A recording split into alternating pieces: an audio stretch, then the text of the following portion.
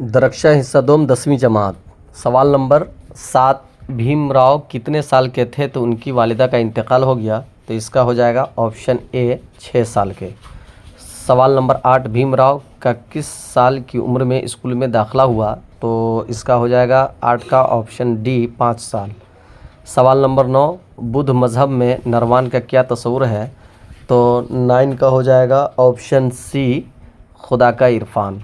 सवाल नंबर 10, भीमराव अंबेडकर की वफ़ात कब हुई? तो भीमराव अंबेडकर की वफ़ात इसका हो जाएगा 10 का ऑप्शन है 1956 ईस्वी। सवाल नंबर 11, भीमराव को घर के लोग प्यार से क्या पुकारते थे? तो 11 का हो जाएगा ऑप्शन नंबर सी भीमा। सवाल नंबर 12, भीमराव ने बीए कब किया? तो भीमराव ने बीए कब किया? तो 12 का ऑप्शन बी हो जाएगा 1912 में। सवाल नंबर 13, भीमराव ने किस मज़मून में एमए किया?